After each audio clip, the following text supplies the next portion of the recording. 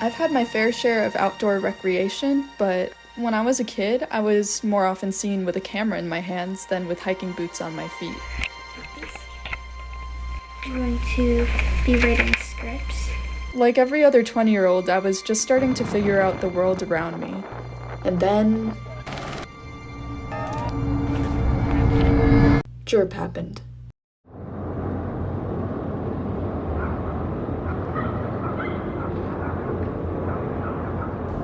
June 6th. Nestled away from the main hub of Juneau is the EVC, the base camp for all Jerpers, with bears roaming its grassy fields and rugged white-capped mountains dotting the coastal landscape. We started off learning camp lore and etiquette. The camp names are out of order because we keep the numbers in which they were originally founded. We quickly figured out how to adjust to the chaotic camp schedule.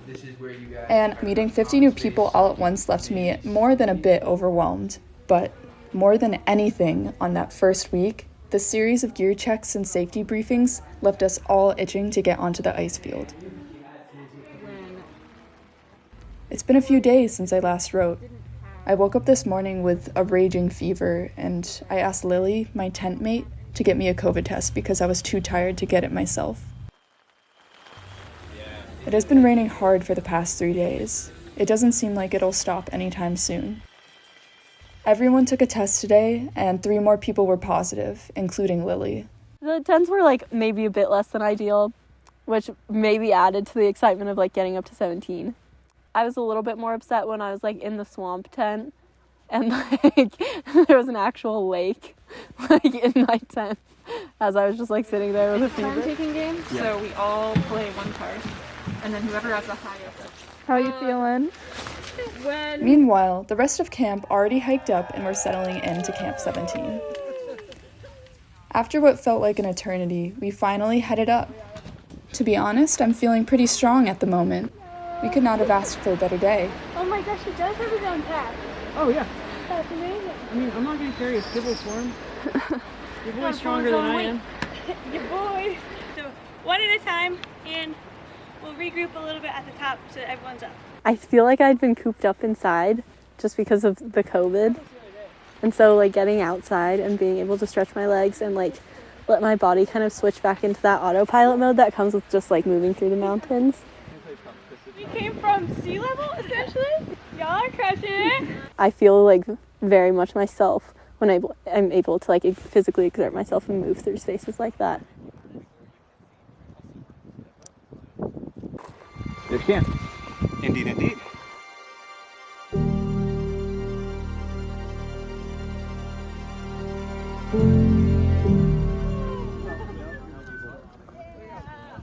It was a bit strange because everybody's owl heads kind of just swiveled, and everybody was kind of looking at me because I came right in the middle of evening meeting. Basically, the glacier advanced right at the terminus of the glacier.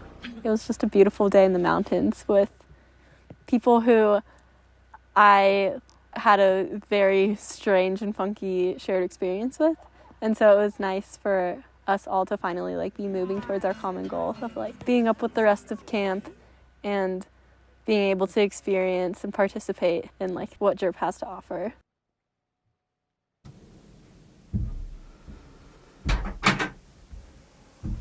June 21st.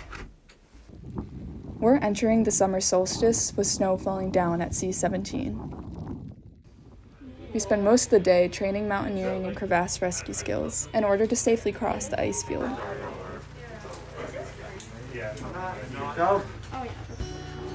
Pass this through here, so now you have a loop sticking out.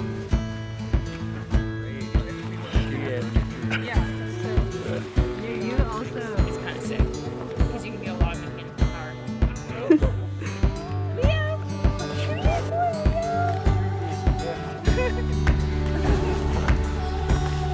Nice, cute as hell. Can I just overhand the end of this?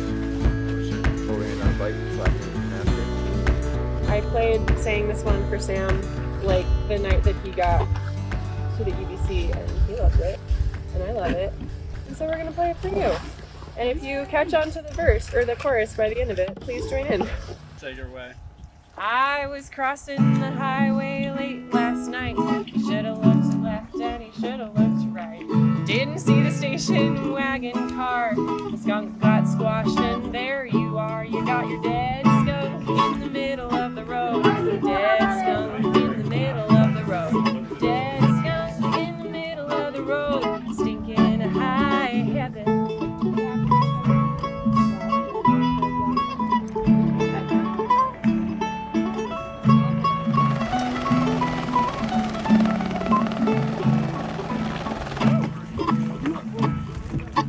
Well, you got your dead cat and you got your dead dog on a moonlit night. You got your dead toad frog. You got your dead rabbit and your dead raccoon. Oh, and the blood and the guts are gonna make you swoon. You got your dead skunk in the middle of the road. Dead skunk in the middle of the road. Dead skunk in the middle of the road. Stinking to high heaven. Woo!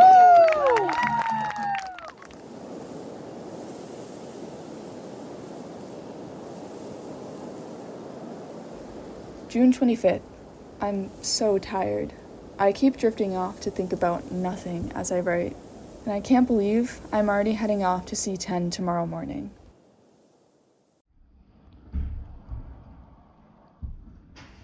An alpine start, so we have some time to ski before we start roasting in the sun. I hoped skiing would have woken me up, but no, my brain was foggy for the entire day. I'm starting to see why this is often referred to as the hardest part of the traverse. Definitely like some frustration with my own body for like being sick, which is silly, but also that's how I was feeling. I don't know, at least for me there was like some sort of like interesting headspaces that I got into just because the landscape is both like so full and so blank all at once. It like really lets you explore your own internal process. It's sort of meditative and like you just get into your head. Finally, Norris Cache. These katabatic winds are just piercing right through me, but I'm too tired to care.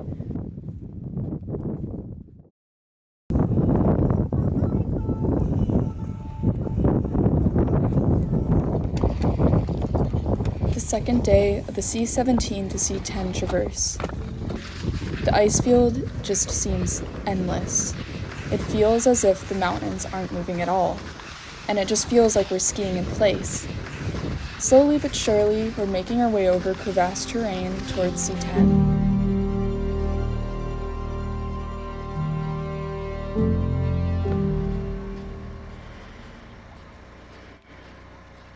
Everyone is so loving and willing to bring you into their form of expression. I was sitting on the porch before Matt's lecture with Allie and Sam, and they were just like encouraging me to sing, and I like never sing because I don't think I have a great voice, but they were like, no, this is great, like why not?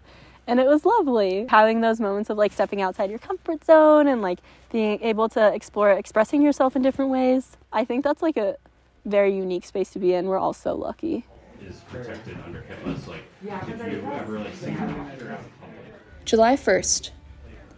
Every camp has its own library filled with hundreds of books on science and annual field reports of the program, based on the concept of learning through knowledge, books, nature, and action. This is a total involvement program in which the students participated in a 7-day-a-week, 24-hour-a-day immersion in the research program. No days off were scheduled during the summer. On August 3, John Howe took off his shirt and became very sunburned.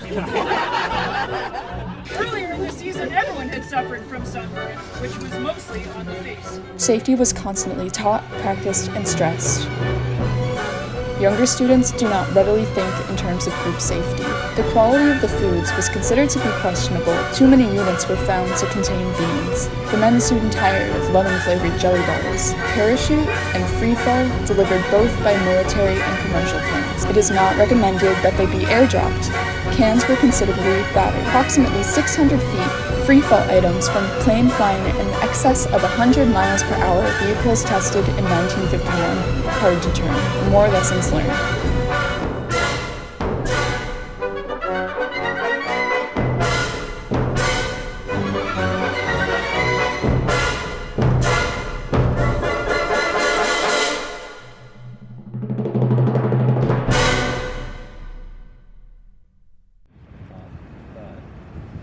July 6th. Out on the ice field, nature is our classroom. At some point, that branch on the left surged. And it is very much alive. Can you see? We'll talk about that in a minute. That's called dry carving. Our group leader for the AVCAN expedition is Dr. Bethan Davis, a glaciologist. She specializes in cosmogenic nuclide dating, which is a technique used to date the exposure age of glacially transported rocks.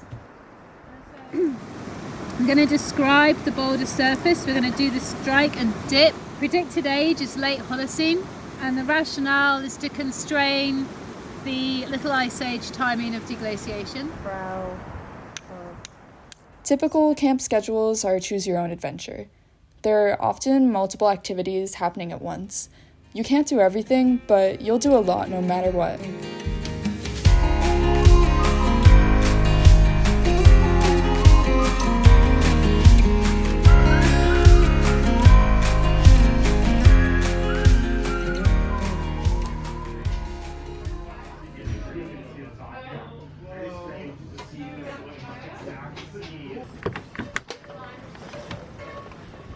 What did Greg tell us?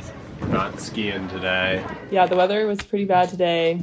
We were going to traverse to Camp 18, but they called it, so we've been hanging out.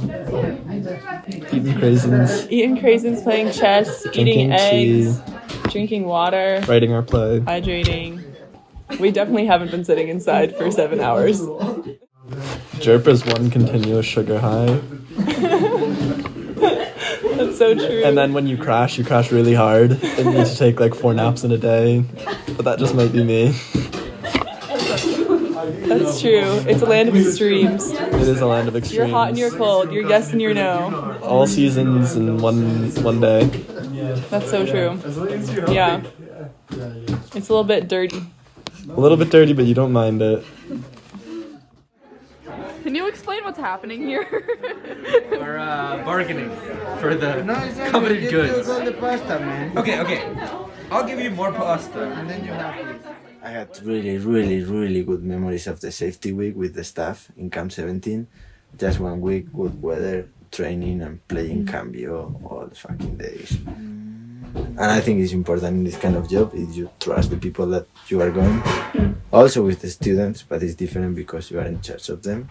But with the staff, you have to trust them. Definitely.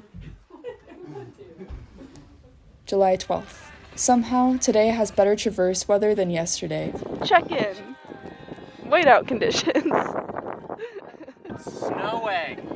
When we get to C18, the clouds suddenly part. It feels like Christmas. Everyone is running outside like kids in a candy store. I'm told C18 is known for its dramatic views by the Von Lewis Icefall and the Gilkey Trench. What the hell? At this point, seeing anything other than inside of a ping pong ball is gonna be interesting. But man, I was not expecting this.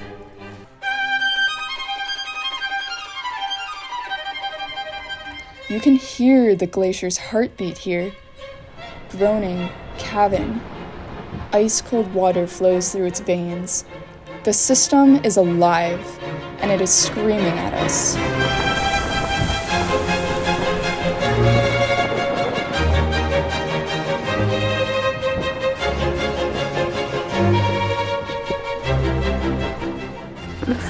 This is really crazy. This is the prettiest place I've ever been to. I'm really happy.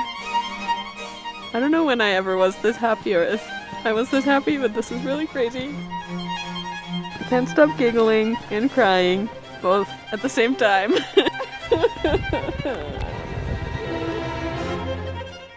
This is too much for me. This is a magical place.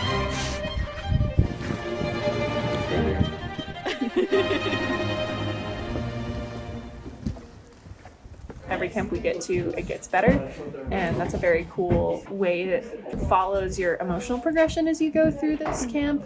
In the first camp, it was you're figuring things out, things are a little disjointed, it's a little cramped, you feel a little cramped, and then you get to 10 and there's these wide expanses, Everything's a little spread out, and you're just trying to figure out how to connect with people. And like so far, I mean, I've been here for a couple days, and it feels like just a place that fosters connection and awe, and the way you hear staff and faculty and people who've been here before talk about it is a place that is their favorite place in the world.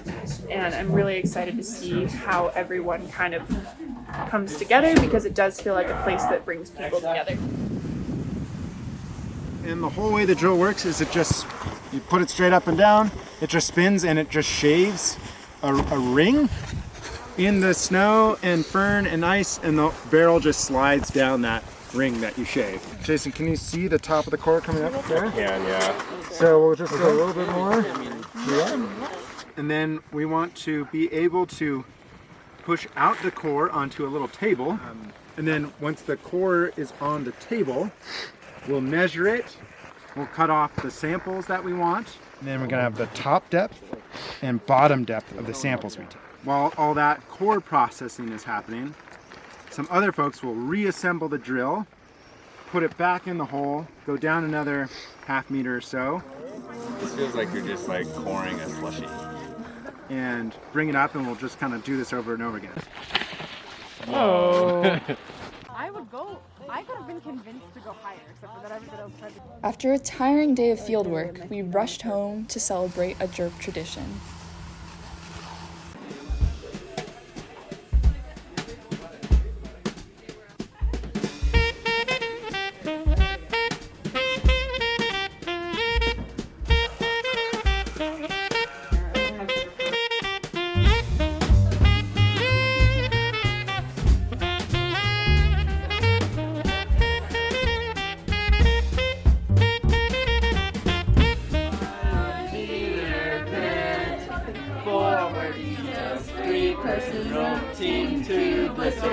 And a Nalgene piping hot tank.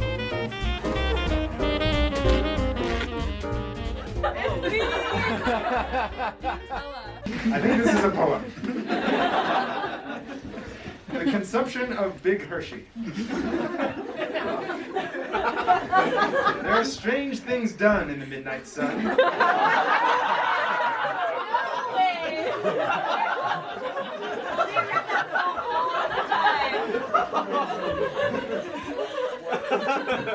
There are strange things done in the midnight sun by the chirpers who dream of sweets. Do you want me to sing this?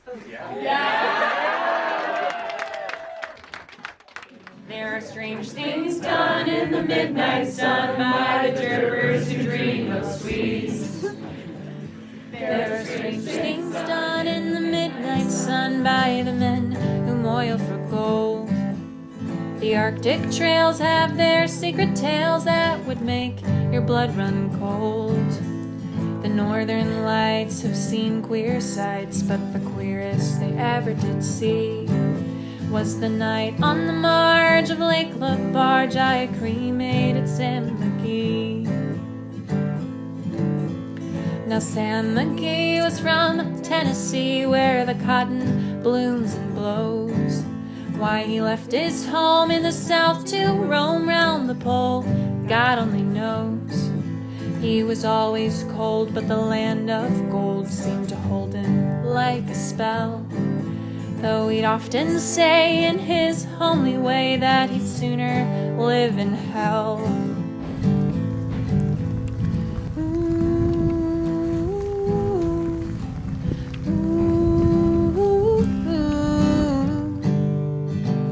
That's Sam McGee. There are strange things done in the midnight sun by the men who moil for gold. The Arctic trails have their secret tales that would make your blood run cold.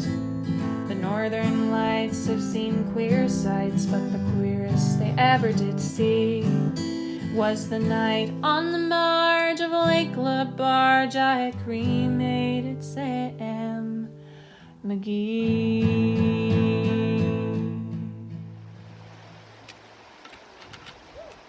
July 27th.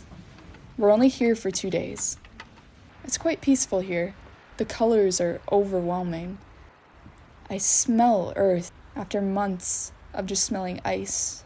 Besides plants, C26 is known for its ice caves.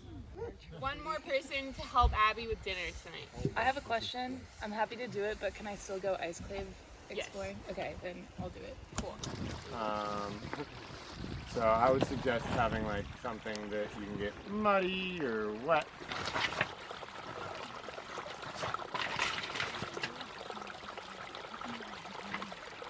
Especially when I say it keeps getting better.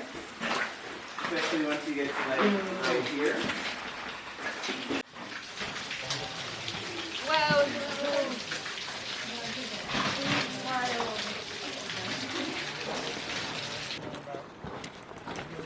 get mine for the Raptors signatures. Oh God.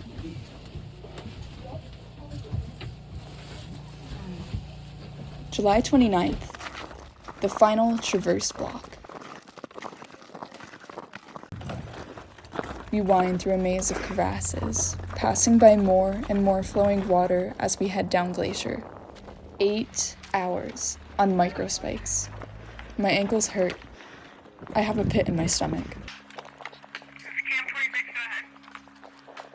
Hello. All is well. We just finished the glacier. We are walking on the rocks. And Greg Group is like 200 meters behind us. Copy, all is well. And you're getting off the glacier with Greg's group. 200 meters behind you. Affirmative. Isaac monitoring. We love you. 36 monitoring. We love you. How do you feel, Harry? There's no snow. There's no ice. Weird. It's really weird.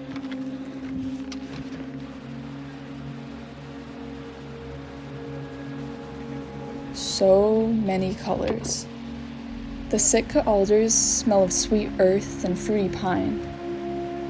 The sun shines brightly across the glacial plains. Last wide part of the lake is, and all is well. Everything just seems so pristine.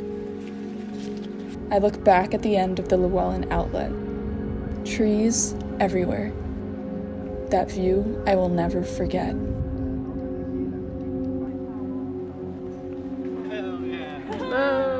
Oh yeah, man. What's up? Good job. Thank you. Good job. Oh yeah, it was scary for everyone, so I was like, I better stop fast. They're gonna work.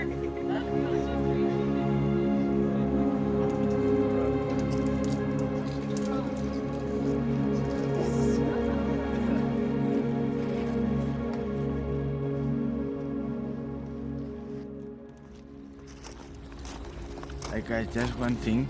Remember that we are coming back to the society, so keep calm. Okay? Good morning. Good morning, good morning.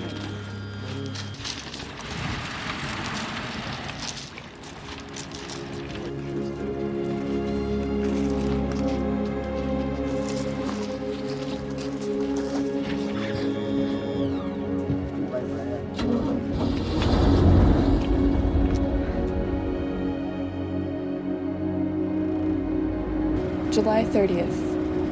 The last time I wrote, I was still on the ice. 75 miles skied, and then some. Today, we finished the traverse to Atlin. We're all tired. Tired but fulfilled. What a luxury it is to be on a boat. I see the look of pure joy across Allie's face. It's time to rest. Time to go home. Progress in the learning of the students between the beginning and the end of the program is so impressive. Potentially, it won't be what you're expecting, but that's what's cool about it, and you just have to figure it out as you go.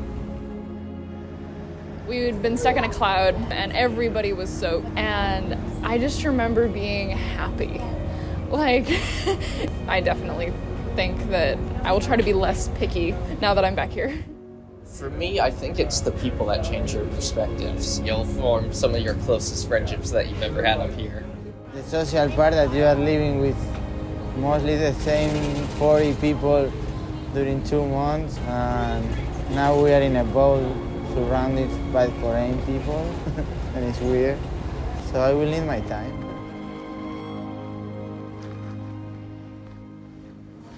Thinking up being a woman and a queer person in the outdoors. It was really cool because there were so many others, having so many inspiring people and like seeing everybody and all the hard work they put in. I'm leaving understanding glaciers better as a whole and how they relate to the world around me, which I think is a much more deep connection. Welcome, welcome, welcome. We are so happy to have you all here tonight. We all came here with some different goals in mind, and we're all leaving with different sets of knowledge. JERP is super communal, so we all eat together for all of our meals. We have a lot of shared tasks, so we do chores, we all cook for each other. We do a lot of field work in heavily crevassed areas on skis, and sometimes you can't always see where the crevasse is. What do you have to say about the ice field?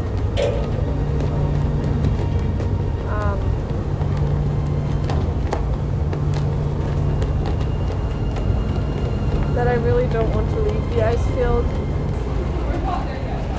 That I want to come back. I mean, I want to come back. It's like a friend that you get to say goodbye to. It's another member of the expedition. Honestly, we did come to the Juneau Icefield as strangers, but we know it fairly well now. We know where things are, we know what to look out for. We're not strangers there anymore. But if we come back in, 10 or 15 years, especially with climate change, we might be strangers there again.